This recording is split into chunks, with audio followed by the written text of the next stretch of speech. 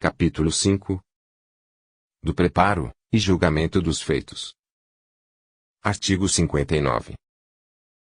Distribuídos, os autos subirão, no prazo de 48 horas, à conclusão do relator, que terá, salvo motivo justificado, ou necessidade de diligências, o prazo de 8 dias, para estudar e relatar o feito, depois de ouvido, o Procurador Regional Eleitoral, devolvendo-o à Secretaria com o visto e pedido de pauta para julgamento. Artigo 60. Anunciado o processo, e feito o relatório, as partes poderão produzir sustentação oral, durante o prazo improrrogável de 15 minutos cada. Parágrafo 1º. Quando se tratar de julgamento dos processos de recurso contra expedição de diploma, ou que importe em perda de mandato, ação de impugnação de mandato eletivo e seus recursos, que importem em declaração de inelegibilidade, salvo os relativos a registro de candidatura, e, relativos a infrações apenadas com a reclusão, inclusive revisões criminais, cada parte terá o prazo improrrogável, de 20 minutos para sustentação oral. Parágrafo 2º. Nestes casos, será facultado o uso da palavra, em seguida, ao Procurador Regional Eleitoral. Parágrafo 3º.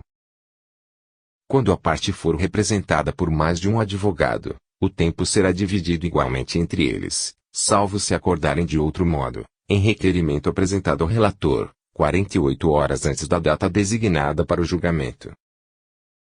Parágrafo 4º.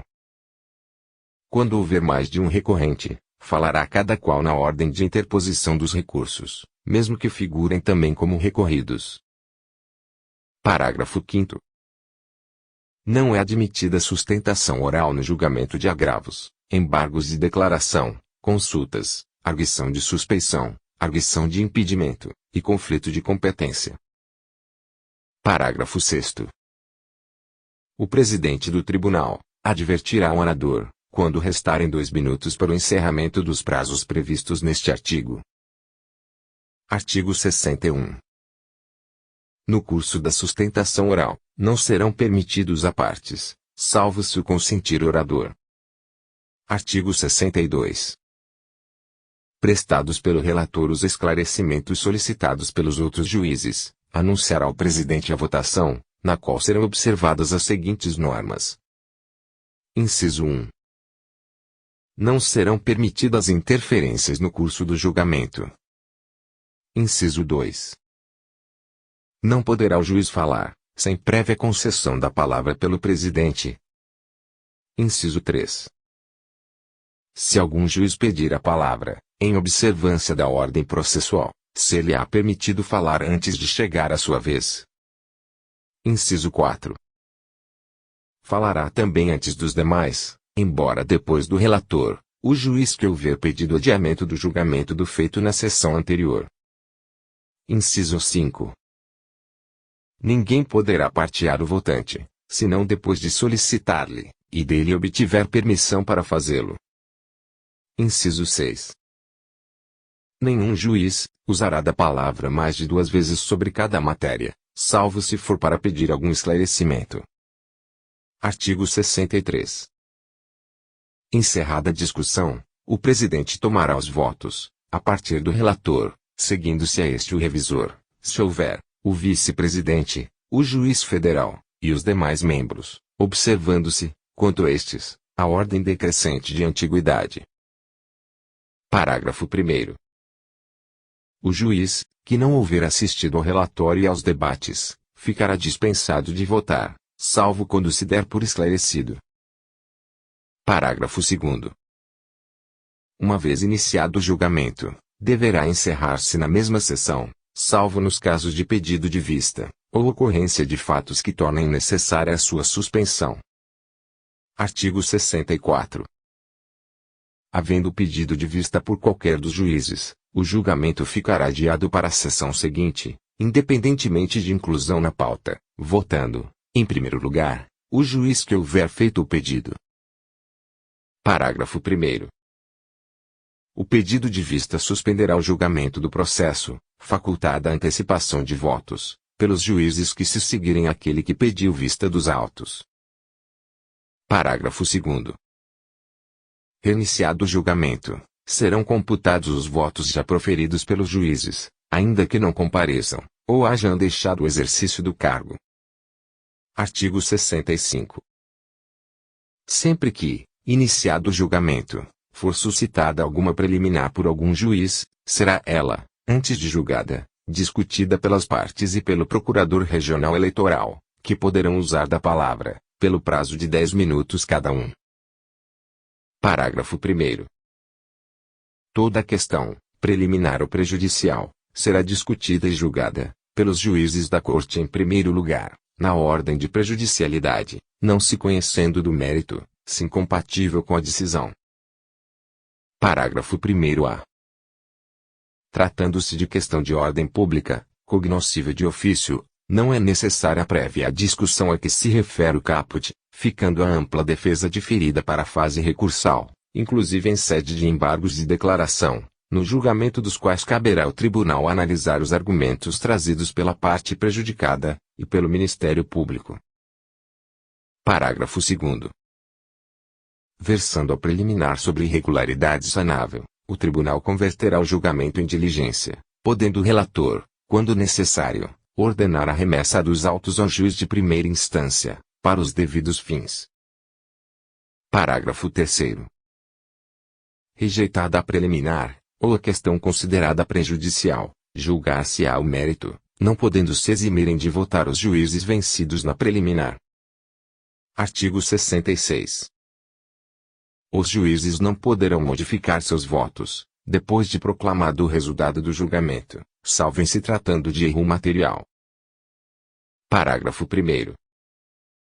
As decisões do tribunal serão tomadas por maioria de votos. Parágrafo 2º. Em caso de empate, o presidente proferirá voto de qualidade, devendo fazê-lo na própria sessão, ou na seguinte. Parágrafo 3º. Nos feitos administrativos, sendo o presidente o relator, não caberá o voto de desempate. Artigo 67. Proclamado o resultado pelo presidente, serão os autos conclusos ao relator, para a lavratura do acórdão ou resolução, no prazo de 5 dias. Parágrafo 1º. Tendo sido vencido o relator, o acórdão será lavrado pelo juiz prolator do primeiro voto vencedor, a quem deverão ser conclusos os autos. Parágrafo 2º. Não haverá necessidade dessa designação, quando o relator for vencido apenas em preliminar que não ponha termo ao julgamento. Artigo 68. O acórdão conterá a data da sessão de encerramento do julgamento, uma síntese das questões debatidas e decididas, e mencionará também o nome dos juízes participantes do julgamento. Parágrafo 1º. As notas taquigráficas não integram o acórdão, podendo a sua juntada aos autos, ser requerida pelas partes, ou pelo Ministério Público ao relator do feito, ou ser ordenada por este, quando entender pertinente. Parágrafo 2º. É facultado ao juiz lançar o seu voto vencido, durante os 3 primeiros dias do prazo para a lavratura do acórdão. Parágrafo 3º. Ao relator, cabe a redação de ementa do julgado, que deverá preceder a decisão por ele lavrada. Parágrafo 4º. O acórdão ou resolução deverá ser lavrado dentro de 5 dias, e apresentado ao presidente. Parágrafo 5º. Após a assinatura do acórdão, será este publicado no Diário da Justiça Eleitoral, nas 48 horas seguintes, certificando-se nos autos a data da publicação, salvo os casos que a lei dispuser de modo contrário. Parágrafo 6º. Se o órgão oficial não publicar o acórdão no prazo de 3 dias, as partes serão intimadas pessoalmente. Se não forem encontradas no prazo de 48 horas, far-se-á a intimação por edital afixado no tribunal, no lugar de costume. Parágrafo 7º. O acórdão ou resolução será assinado pelo presidente, pelo relator e pelo procurador regional eleitoral, quando presente ao julgamento. Parágrafo 8º. Em havendo declaração de inconstitucionalidade, ou nos processos criminais de competência originária do tribunal, O acórdão deverá ser assinado por todos os participantes do julgamento. Artigo 69. A execução de qualquer acórdão será feita imediatamente, através de comunicação por ofício, telegrama, telefax ou, em casos especiais, a critério do presidente do tribunal, através de cópia do acórdão. Artigo 70.